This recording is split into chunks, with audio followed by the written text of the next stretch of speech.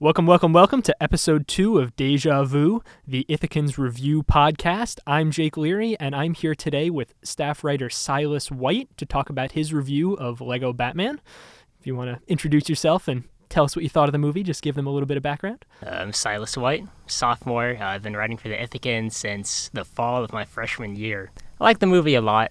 I'm a pretty big Batman fan. I read the comics and, I've watched all the movies. So how far do you think your Batman knowledge goes? How many of the little Easter eggs and hints that they drop in the movie do you think you would have picked up naturally? I definitely did not pick up on all of them. I mean, it's like so rapid fire, especially in the beginning. And like a lot of the minor villains I didn't know. The Z-list villains Yes. that they pulled out for that.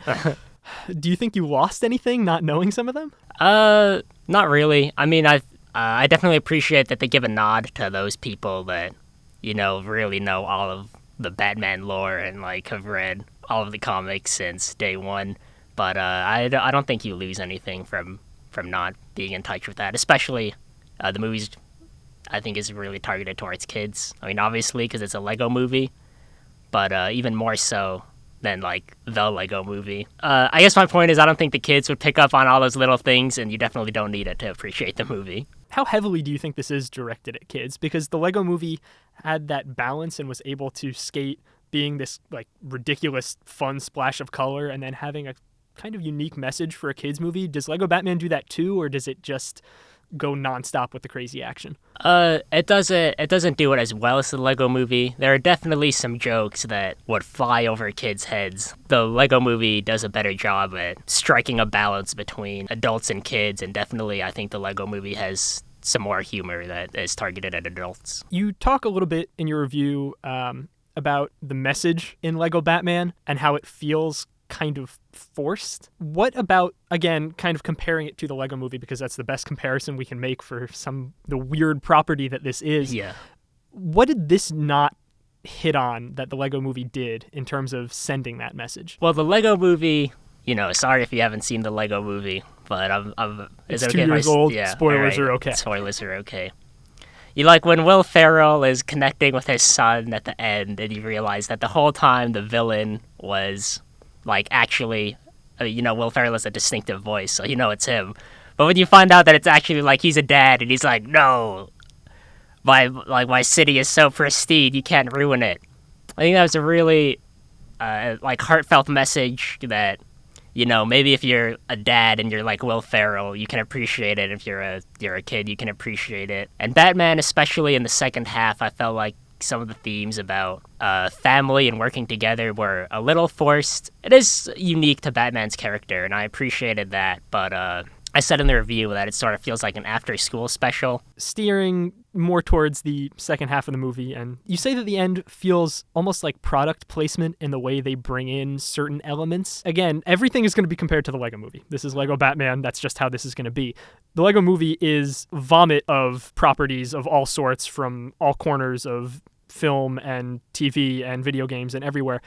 How does Lego Batman not capture that same thing? What about Lego Batman feels like product placement that in the Lego movie might have felt more fun? Well, I'm actually really torn about this, because on the one hand, I don't necessarily think that Batman did a worse job of having all those properties. So on the one hand, it feels like, it's come right out of a kid's imagination. The Batman side of me knows that there is so much Batman mythos to draw on, and it felt a little cheap that they had to bring in outside villains and outside characters for Batman to have to fight. Does this feel like a Batman movie then? It definitely does still feel like a Batman movie. Even with all of these outside pulls, I mean, there's so much going on in Lego Batman. The way the action is handled, the strange, message at the end of it of Batman being alone, the comedy elements, which are something that we haven't really seen before. Is there any way to categorize this into one single genre? I mean, I think comedy is too broad a brush, but the comedic aspect is definitely what's the most played up. And, I don't know what the genre is listed as on IMDb, but if I had to guess, I would say it's comedy. How does it handle those other genre influences in there?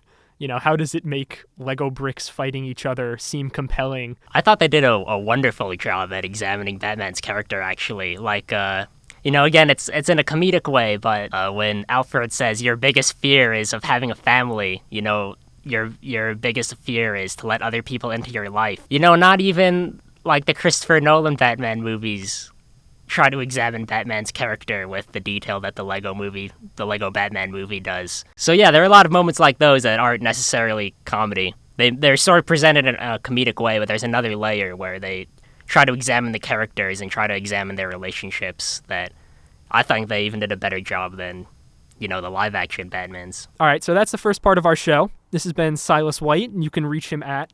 My Twitter is swhite_5 if you want to hear more about my thoughts on movies or video games or other stuff. Yeah, Silas writes for us pretty often, so there's a lot of material to pull from there. We're going to take a quick break, and we'll be back with managing editor Mary Ford and Jackson Donaldson to talk about La La Land and race in Hollywood. Let's all go to the lobby. Let's all go to the lobby. Let's all go to the lobby to get ourselves a treat. Okay, we are back, and I am here with... Mary Ford, the managing editor of the Ithacan. And I'm Jackson Donaldson. I'm a sophomore finance major. All right, and we are here today to talk about La La Land. So just to start off, Mary reviewed La La Land for us, and I just want to have her talk a little bit about her review. Sure. So I wrote the La La Land review a little bit after the movie came out, so there had already been a lot of critical reception and buzz. And when I first saw it, I was kind of disappointed by it. So what I wrote about in my review was a little bit about the context of the movie in a lot of current societal problems. So I wrote about how I felt that a lot of the premise was relatively boring compared to some of the other films that came out this year. So I wrote about how it was the story of your basic rom-com story of a white, beautiful woman falling in love with a handsome white man, and I felt that because of that, even though the movie was technically really beautiful, it fell short for me. And you, Jackson, you responded to Mary's La La Land review in the February 9th issue. Would you go into a little bit of what made you want to respond to that? Yeah, sure. So I was going through the Ithacan, and I saw the La La Land review had, I think, 2 stars, right? 2.5, but yeah, the halves so are hard to see. For such a critically acclaimed film, the one that's probably going to win Best Picture, I was very interested to see why you gave it such a low rating. And it felt like a lot of the criticism of it wasn't necessarily of the film itself and of what the filmmakers did, but rather the reception of the film by critics and consumers alike. And it felt just you gave a lot of positive reasons. It felt like a 4-star review, but you gave it 2.5 stars for some reasons that I thought were a bit unfair to the film. So your ultimate issue here was with the disconnect between rating and content. A bit, yeah. Is that something you see a lot when you go out and read reviews? I think I tend to see that with critics. Generally they're all in agreement on something. It's rare that someone will really put a critical eye on a movie that the New York Times said was really good. So that's also kind of what I wanted to do too, was try to call out some of the things, because when I saw it I didn't think it was perfect. So I did want to try to call attention to some of the things that I thought other critics were overlooking or not placing enough emphasis on. And which of those issues was the most glaring? Because you hit on a few in the review. I do think that the race issue was a big deal. I think that Chazelle's other movie, Whiplash, also got a little flack for that, because he really likes making movies about jazz, but doesn't tend to portray a lot of black people in that. And jazz is fundamentally a black genre of music. It was created based on old slave spirituals. It's a very culturally important part of black culture. So the fact that it was so whitewashed was kind of, I don't know, uncomfortable to me. And I think that was probably the most standout thing in both your review and your response to the review, because you took issue with that stance in that you saw a forced connection where there may not have been one. Would you want to go a little bit more into that? Before I touch on that, I do agree there's a lot of issues with this film. It's not as perfect, I think, as everybody's saying. But I kind of feel like your review and sort of media in general, a lot of it is trying to find issues of race in certain things where there aren't issues of race.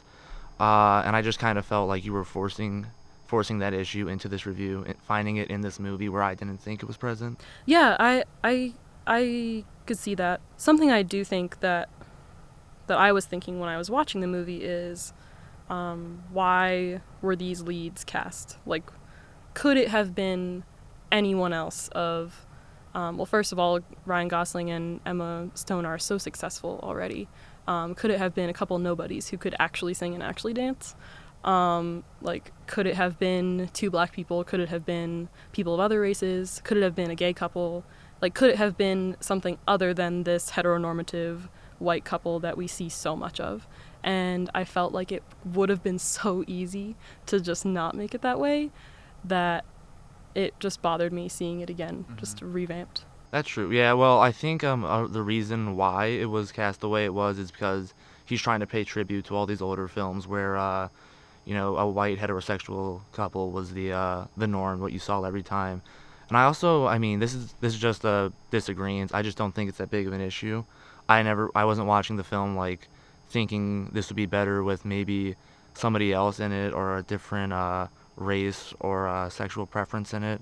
I just kind of thought that was just an issue that you had, and I just didn't at all. Yeah, that makes sense. I think that is a different preference that I have when I'm looking at, especially like critically acclaimed films. Like, the point of these like amazing indie Academy Award winning films is to like advance the genre somehow. So I think when I was looking at it as like this was the film that was supposed to be the best of the year, the thing that was supposed to push film forward, it didn't feel that way to me very much. But and as I said in the review a little bit, some of that was purposeful, like you were saying. Like, it was a giant homage to an older genre of cinema that, like, frankly, I'm not very familiar with and I don't have a deep connection with. So I think that is kind of a personal preference, that it stems from a personal preference. Yeah, that could be, I'm a big fan of those films. I've seen a lot of them, and like maybe seeing it again, but like in this new kind of light, was something I really enjoyed, because it felt like a 1950s or 60s musical, but made for 2016, made for the year that it came out. It felt very modern while paying really good homage to the older films from before. Yeah, I really respect that opinion, and I think you're right that it is personal preference difference between the two of us, for sure. If either of you have any other last notes you want to add, I will segue into that. I would add, I want to thank Jack for writing a letter to the editor to the Ithacan. We always welcome other people's opinions, particularly on reviews. I love hearing feedback from other people because, as we discussed, a lot of what reviewing movies is about is personal preference, especially at like the college level where, as I said, I'm not a film critic or expert. So anyone who wants to can always write a response to either the Ithacan in general or to me. My email is mford1@ithaca.edu, mford1@ithaca.edu. So send me an email if you ever want to talk about movies with me, because I love doing that. And I would like to extend that as well, extend the thanks and extend the sentiment. Reviews are inherently about a conversation, so anytime somebody is willing to start a conversation, we're always happy to partake in that. All right, so that's been our show this week. I'm here with Mary Ford and Jackson Donaldson. We were talking about La La Land. You can come back every Tuesday for more in-depth looks at our movie reviews, our music reviews, any other reviews that we're doing. For Deja Vu, I'm Jake Leary. Thank you for listening.